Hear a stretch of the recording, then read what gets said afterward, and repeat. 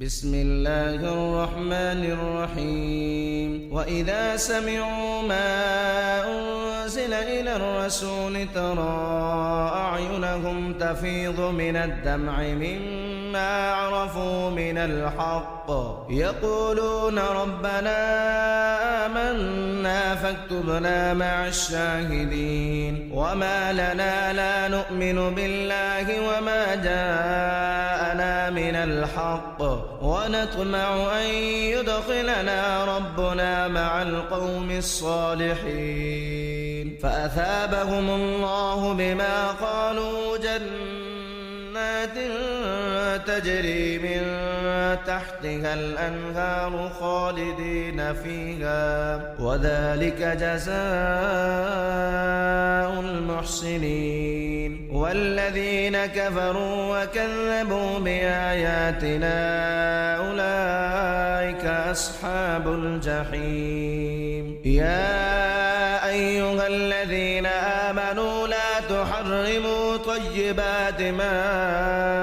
أحل الله لكم ولا تعتدوا إن الله لا يحب المعتدين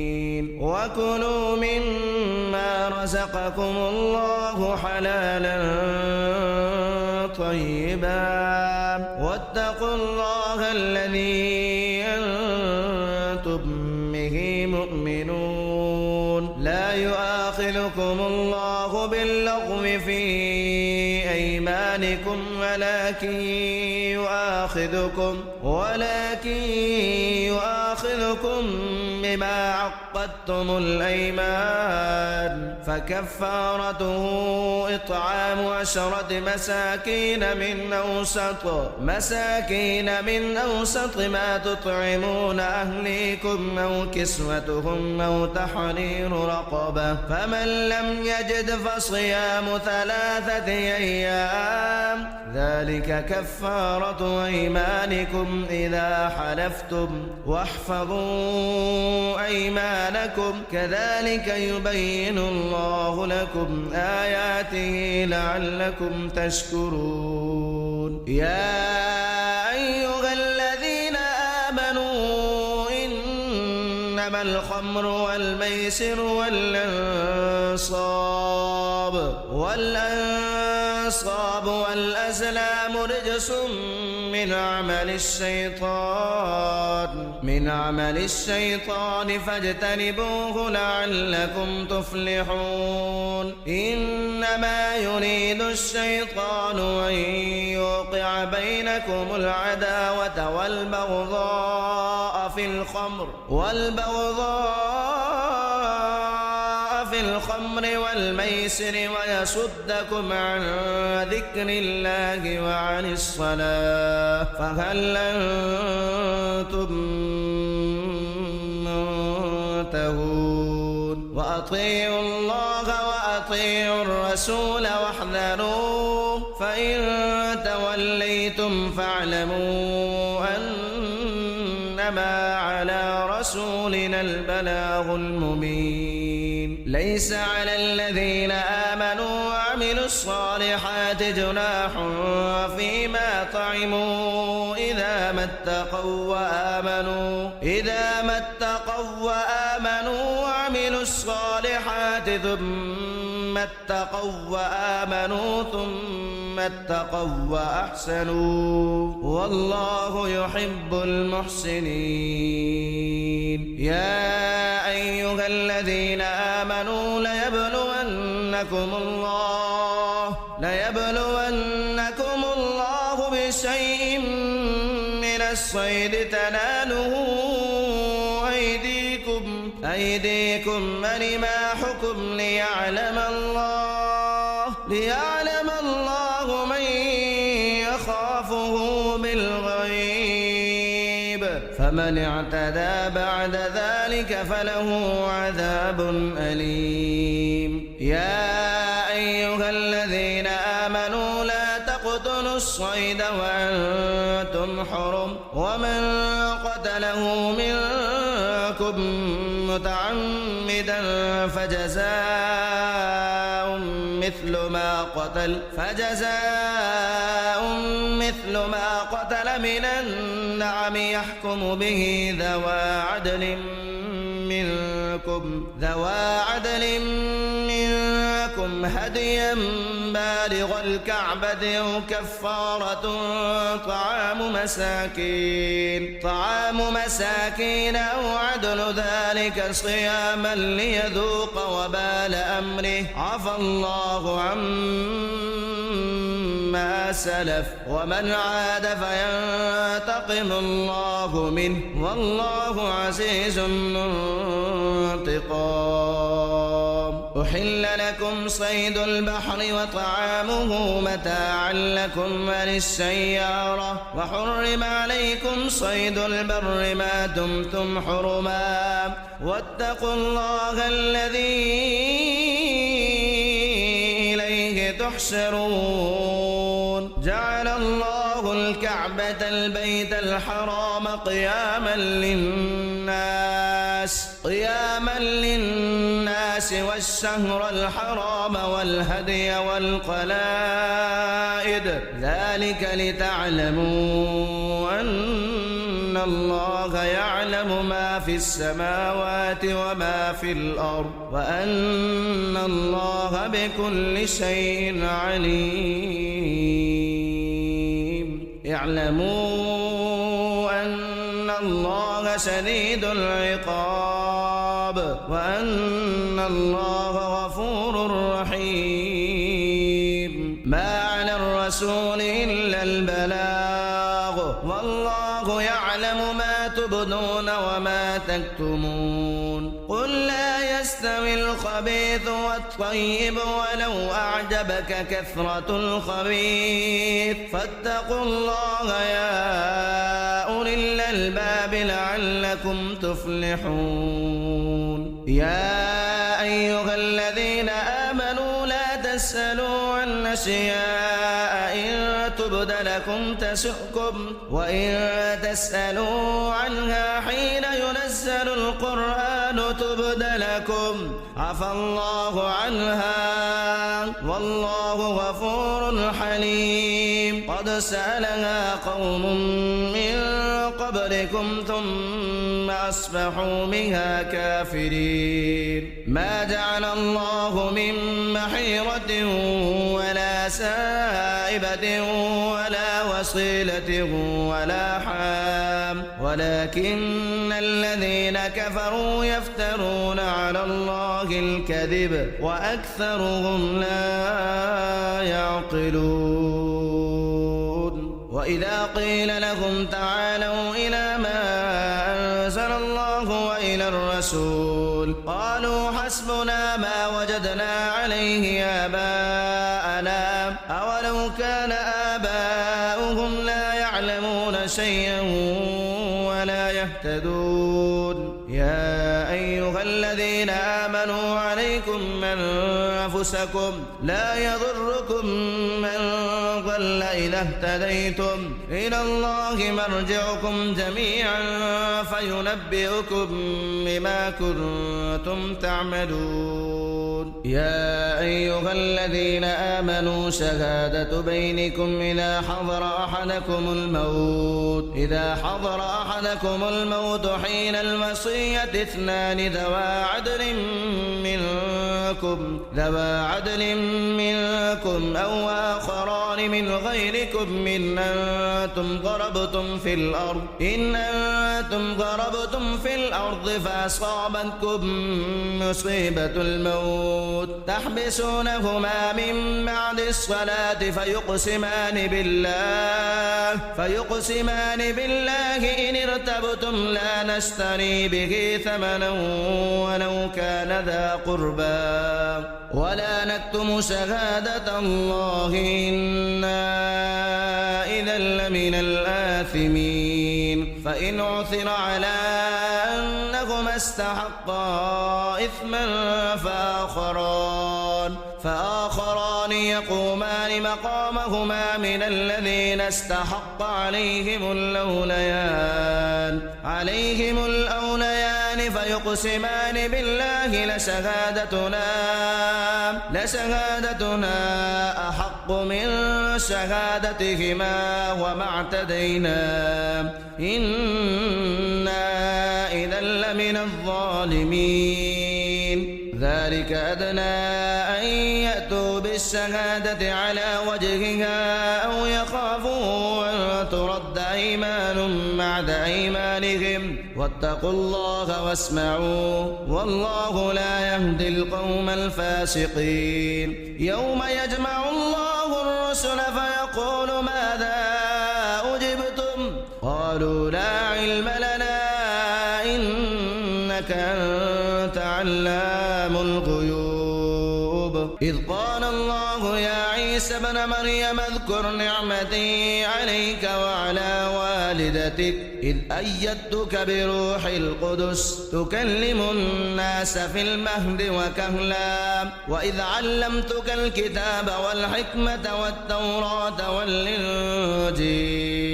وإذ تخلق من الطين كهيئة الطير بإذني فتنفخ فيها فتكون طيرا بإذني وتبرئ الأكمه والأبرص بإذني وإذ تخرج الموتى بإذني وإذ كففت بني إسرائيل عنك إذ جئتهم بالبينات فقال الذين كفروا منهم إن هذا إلا سحر مبين وإذ أوحيت إلى الحواريين أن آمنوا بي وبرسولي قالوا آمنا واشهد بأننا مسلمون إذ قال الحواريون يا عيسى ابن مريم هل يستطيع ربك أن ينزل علينا مائدة من السماء قال اتقوا الله إن كنتم مؤمنين قالوا نريد أن نأكل منها وتطمئن قلوبنا ونعلم أن قد صدقتنا ونكون عليها من الشاهدين قال عيسى ابن مريم اللهم ربنا أنزل علينا مائدة من السماء تكون لنا عيدا لأولنا وآخرنا وآية منك وارزقنا وأنت خير الرازقين قال الله إني منزلها عليكم فمن يكفر بعد منكم فإني أعذبه عذابا لا أعذبه أحدا من العالمين وإذ قال الله يا عيسى ابن مريم أأنت قلت للناس اتخذوني وأمي إلهين من دون الله قال سبحانك ما يكون لي أن أقول ما ليس لي بحق إن كنت قلته فقد علمته تعلم ما في نفسي ولا أعلم ما في نفسك إنك أنت علام الغيوب ما قلت لهم إلا ما أمرتني به أن اعبدوا الله ربي وربكم وكنت عليهم شهيدا ما دمت فيهم فلما توفيتني كنت أنت الرقيب عليهم وأنت على كل شيء شهيد إن تعذبهم فإنهم عبادك وإن تغفر لهم فإنك أنت العزيز الحكيم قال الله هذا يوم ينفع الصادقين صدقهم لهم جنات تجري من تحتها الأنهار خالدين فيها أبدا رضي الله عنهم ورضوا عنه ذلك الفوز العظيم لله ملك السماوات والأرض وما فيهن وهو على كل شيء قدير بسم الله الرحمن الرحيم الحمد لله الذي خلق السماوات والأرض وجعل الظلمات والنور ثم الذين كفروا بربهم يعدلون هو الذي خلقكم من طين ثم قضى أجلا وأجل مسمى عنده ثم أنتم تمترون وهو الله في السماوات وفي الأرض يعلم سركم وجهركم ويعلم ما تكسبون وما تأتيهم من آية من آيات ربهم إلا كانوا عنها معرضين فقد كذبوا بالحق لما جاءهم فسوف يأتيهم أنباء ما كانوا به يستهزئون ألم يروا كم أهلكنا من قبلهم من قرن مكناهم في الأرض ما لم نمكن لكم أرسلنا السماء عليهم مدرارا وجعلنا الأنهار تجري من تحتهم فأهلكناهم بذنوبهم وأنشأنا من بعدهم قرنا آخرين ولو نزلنا عليك كتابا في قرطاس فلمسوه بأيديهم لقال الذين كفروا إن هذا إلا سحر مبين وقالوا لولا أنزل عليه ملك ولو أنزلنا ملكا لقضي الأمر ثم لا ينظرون ولو جعلناه ملكا لجعلناه رجلا وللبسنا عليهم ما يلبسون ولقد استهزئ برسل من قبلك فحاق بالذين سخروا منهم ما كانوا به يستهزئون قل سيروا في الأرض ثم انظروا كيف كان عاقبة المكذبين قل لمن ما في السماوات والأرض قل لله كتب على نفسه الرحمة ليجمعنكم إلى يوم القيامة لا ريب فيه الذين خسروا أنفسهم فهم لا يؤمنون وله ما سكن في الليل والنهار وهو السميع العليم قل أغير الله أتخذ وليا فاطر السماوات والأرض وهو يطعم ولا يطعم قل إني أمرت أن أكون أول من أسلم ولا تكونن من المشركين قل إني أخاف إن عصيت ربي عذاب يوم عظيم من يصرف عنه يومئذ فقد رحمه وذلك الفوز المبين وإن يمسسك الله بضر فلا كاشف له إلا هو وإن يمسسك بخير فهو على كل شيء قدير وهو القاهر فوق عباده وهو الحكيم الخبير قل أي شيء أكبر شهادة قل الله شهيد بيني وبينكم وأوحي إلي هذا القرآن لأنذركم به ومن بلغ أئنكم لتشهدون أن مع الله آلهة أخرى قل لا أشهد قل إنما هو إله واحد وإنني بريء مما تشركون الذين آتيناهم الكتاب يعرفونه كما يعرفون أبناءهم الذين خسروا أنفسهم فهم لا يؤمنون ومن أظلم ممن افترى على الله كذبا أو كذب بآياته إنه لا يفلح الظالمون ويوم نحشرهم جميعا ثم نقول للذين أشركوا أين شركاؤكم الذين كنتم تزعمون ثم لم تكن فتنتهم إلا أن قالوا والله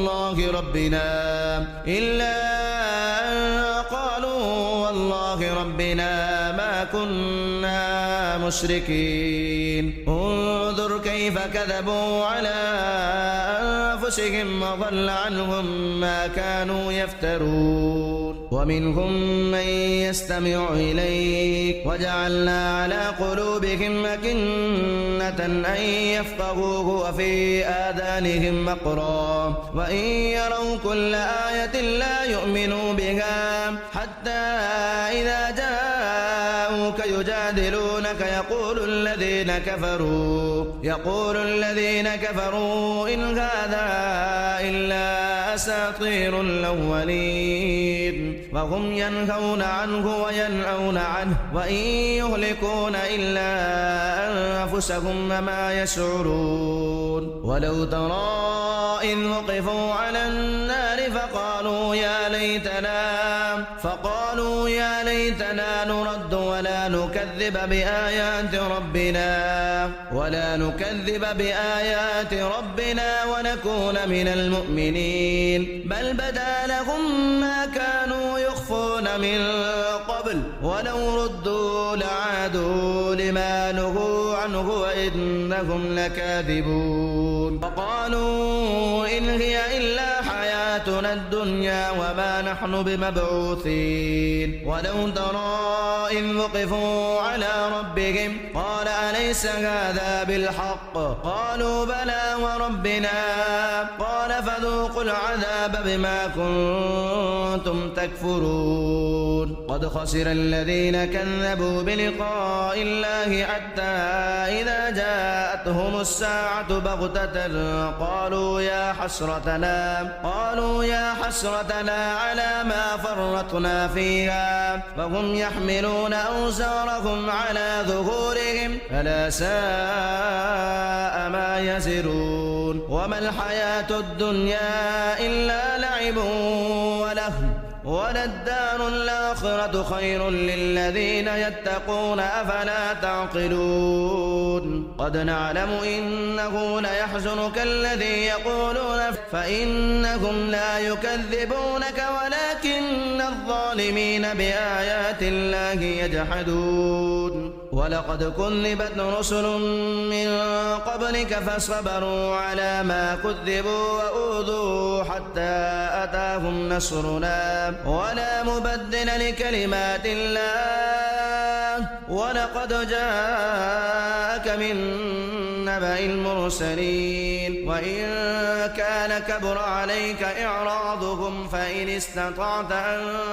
تبتغي نفقا في الأرض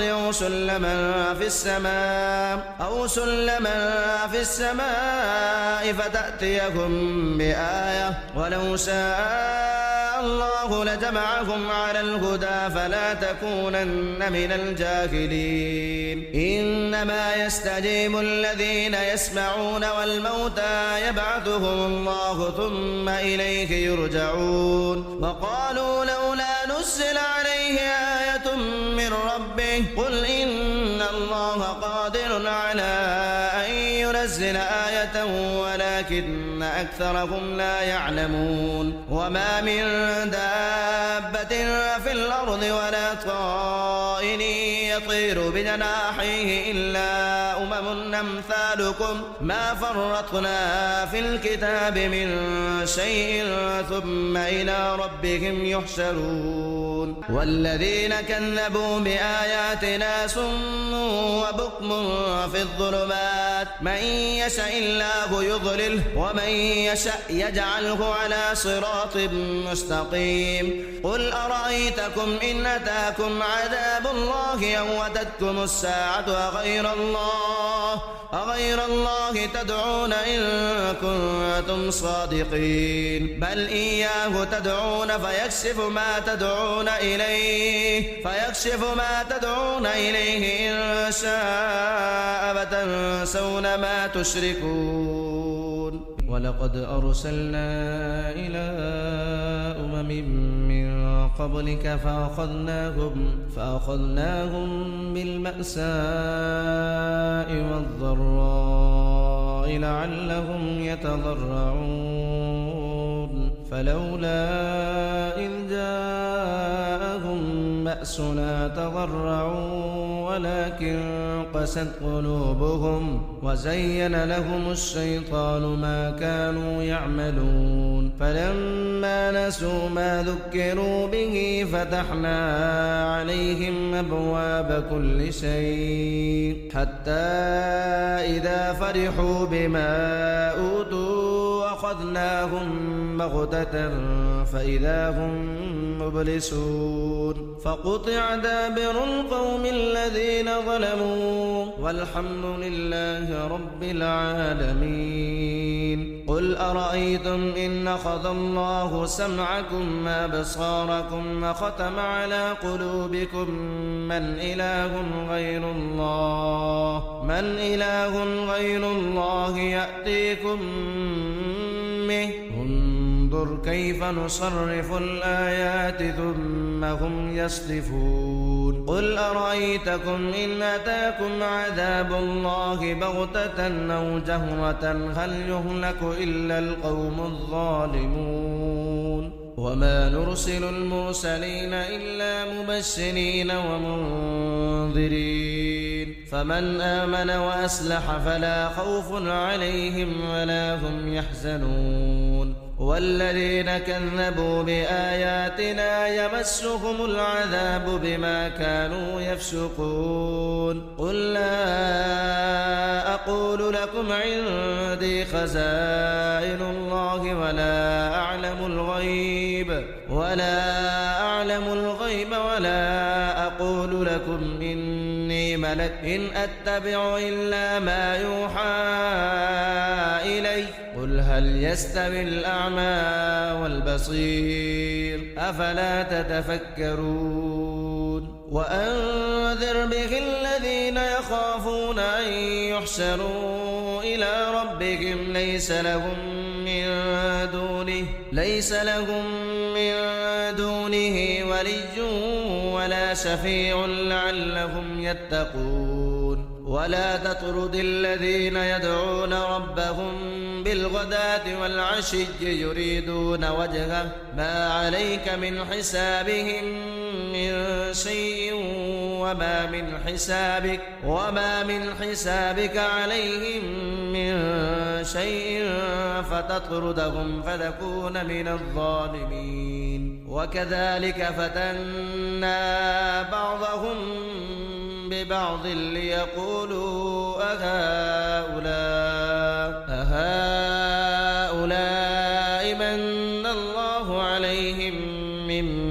بيننا أليس الله بأعلم بالشاكرين وإذا جاءك الذين يؤمنون بآياتنا فقل سلام عليكم كتب ربكم على نفسه الرحمة أنه من عمل منكم سوءا بجهالة ثم تاب من بعده وأصلح فأنه غفور رحيم وكذلك نفصل الآيات ولتستبين سبيل المجرمين قل إني نهيت أن أعبد الذين تدعون من دون الله قل لا أتبع أهواءكم قد ضللت إذا وما أنا من المهتدين قل إني على بينة من ربي وكذبتم به ما عندي ما تستعجلون به إن الحكم إلا لله يقص الحق وهو خير الفاصلين قل لو أن عندي ما تستعجلون به لقضي الأمر بيني وبينكم والله أعلم بالظالمين وعنده مفاتح الغيب لا يعلمها إلا هو ويعلم ما في البر والبحر وما تسقط من ورقة إلا يعلمها ولا حبة في ظلمات الأرض ولا رطب ولا يابس إلا في كتاب مبين وهو الذي يتوفاكم بالليل ويعلم ما جرحتم بالنهار ثم يبعثكم فيه ليقضى أجل مسمى ثم إليه مرجعكم ثم ينبئكم بما كنتم تعملون وهو القاهر فوق عباده ويرسل عليكم حفظة حتى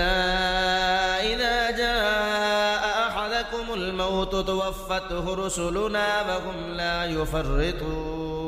ثم ردوا إلى الله مولاهم الحق ألا له الحكم وهو أسرع الحاسبين قل من ينجيكم من ظلمات البر والبحر تدعونه تضرعا وخفية لئن أنجانا من هذه لنكونن من الشاكرين قل الله ينجيكم منها ومن كل كرب ثم أنتم تشركون قل هو القادر على أن يبعث عليكم عذابا من فوقكم أو من تحت أرجلكم أو يلبسكم شيعا ويذيق بعضكم بأس بعض انظر كيف نصرف الآيات لعلهم يفقهون وكذب به قومك وهو الحق قل لست عليكم بوكيل لكل نبأ مستقر وسوف تعلمون وإذا رأيت الذين يخوضون في آياتنا فأعرض عنهم حتى يخوضوا في حديث غيره وإما ينسينك الشيطان فلا تقعد بعد الذكرى مع القوم الظالمين وما على الذين يتقون من حسابهم من شيء ولكن ذكرى لعلهم يتقون وذر الذين اتخذوا دينهم لعبا ولهوا وغرتهم الحياة الدنيا وذكر به أن تبسل نفس بما كسبت ليس لها من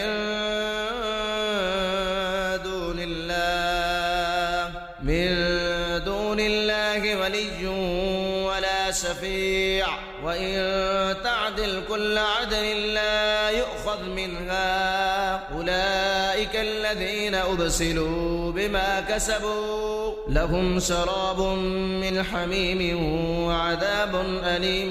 بما كانوا يكفرون قل أندعو من دون الله ما لا ينفعنا ولا يضرنا ونرد على أعقابنا بعد إن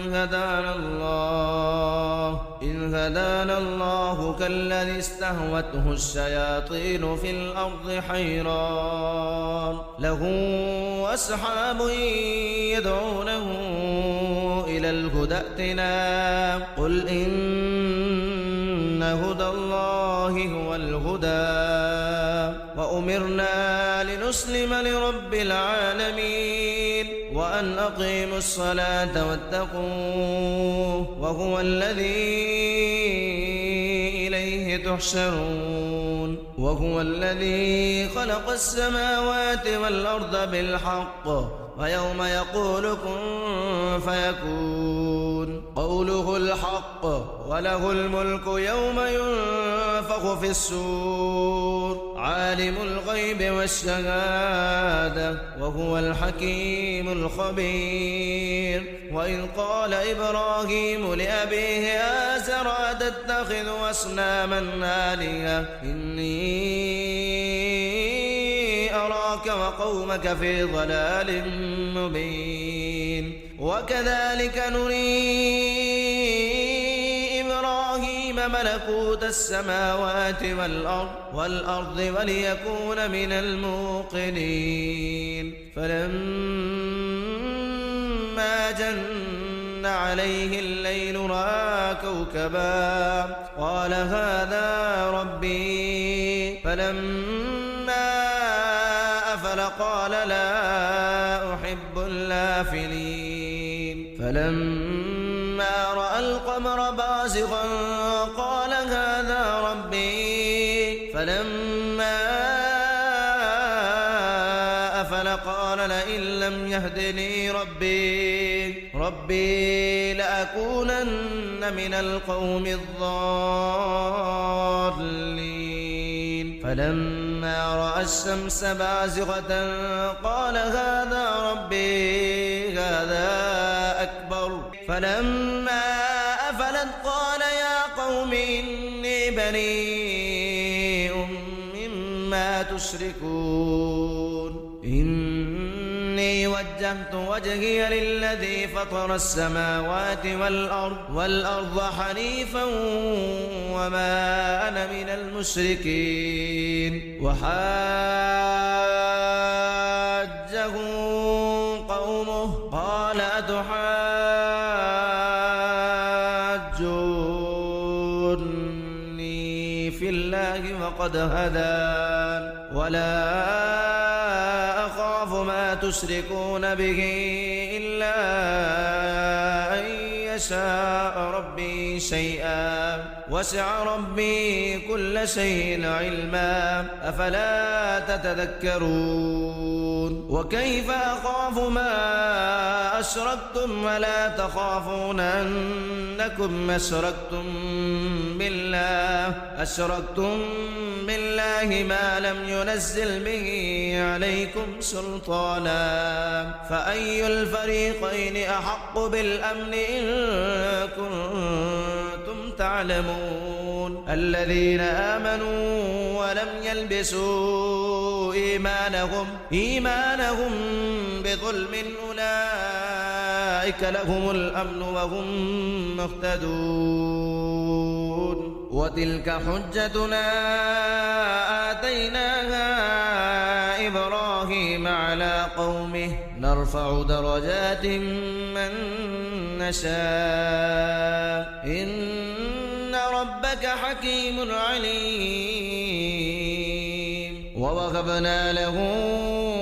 إسحاق ويعقوب كلا هدينا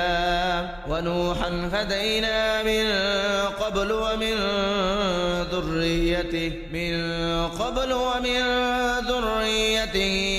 داود وسليمان وأيوب ويوسف وموسى وهارون وكذلك نجزي المحسنين وزكريا ويحيى وعيسى وإلياس كل من الصالحين وإسماعيل واليسع ويونس ولوطا وكلا فضلنا على العالمين ومن آبائهم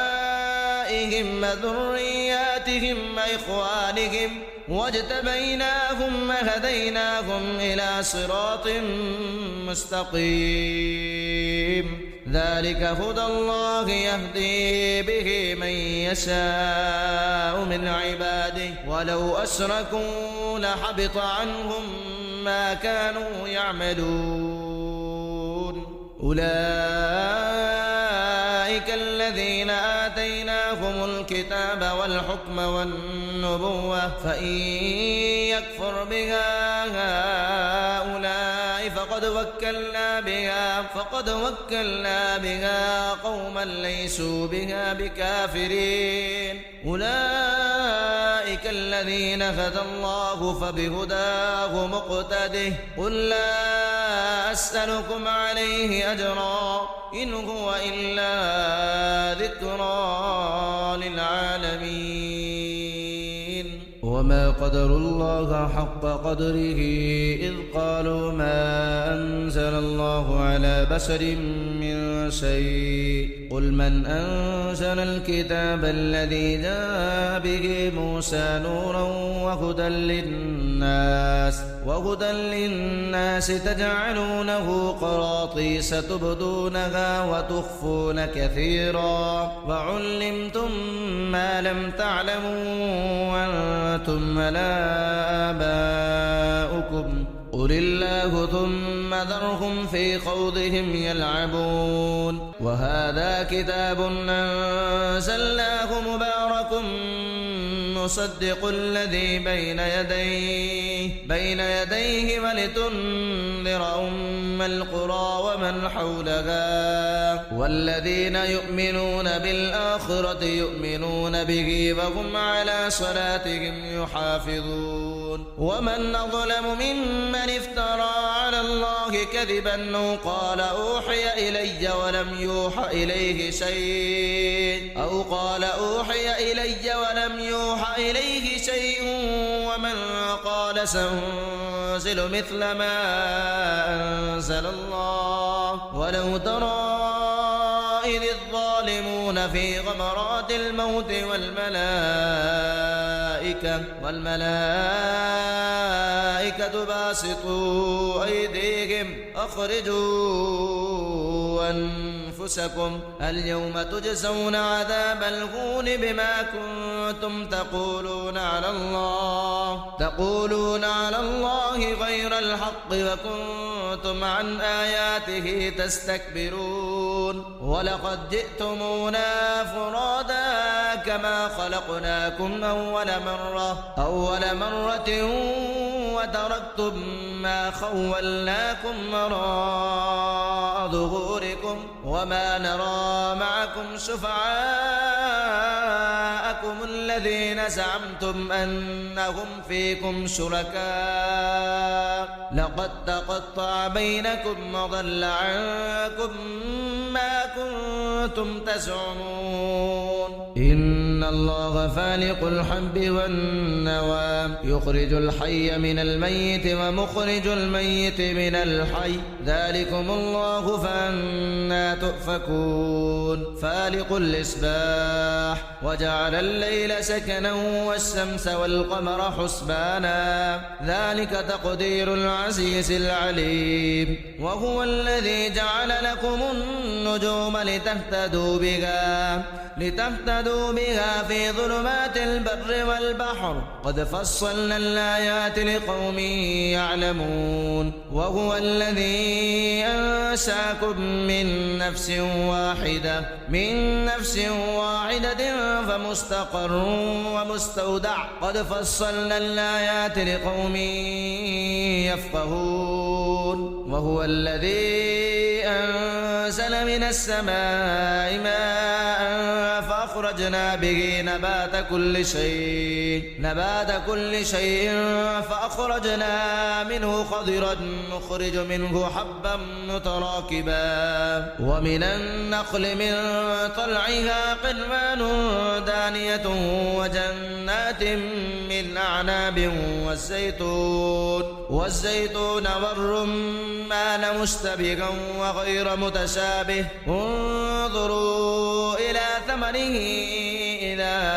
أثمر وينعه إن في ذلكم لآيات لقوم يؤمنون وجعلوا لله شركاء الجن وخلقهم وخرقوا له بنين وبنات بغير علم سبحانه وتعالى عما يصفون بديع السماوات والأرض أنى يكون له ولد ولم تكن له صاحبة وخلق كل شيء وهو بكل شيء عليم ذلكم الله ربكم لا إله إلا هو خالق كل شيء فاعبدوه وهو على كل شيء وكيل لا تدركه الأبصار وهو يدرك الأبصار وهو اللطيف الخبير قد جاءكم بصائر من ربكم فمن أبصر فلنفسه ومن عمي فعليها وما أنا عليكم بحفيظ وكذلك نصرف الآيات وليقولوا درست ولنبينه لقوم يعلمون اتبع ما أوحي إليك من ربك لا إله إلا هو وأعرض عن المشركين ولو شاء الله ما أشركوا وما جعلناك عليهم حفيظا وما أنت عليهم بوكيل ولا تسبوا الذين يدعون من دون الله فيسبوا الله عدوا بغير علم كذلك زينا لكل أمة عملهم ثم إلى ربهم مرجعهم فينبئهم بما كانوا يعملون وأقسموا بالله جهد أيمانهم لئن جاءتهم آية ليؤمنن بها قل إنما الآيات عند الله وما يشعركم أنها إذا جاءت لا يؤمنون ونقلب أفئدتهم أبصارهم كما لم يؤمنوا به أول مرة ونذرهم في طغيانهم يعمهون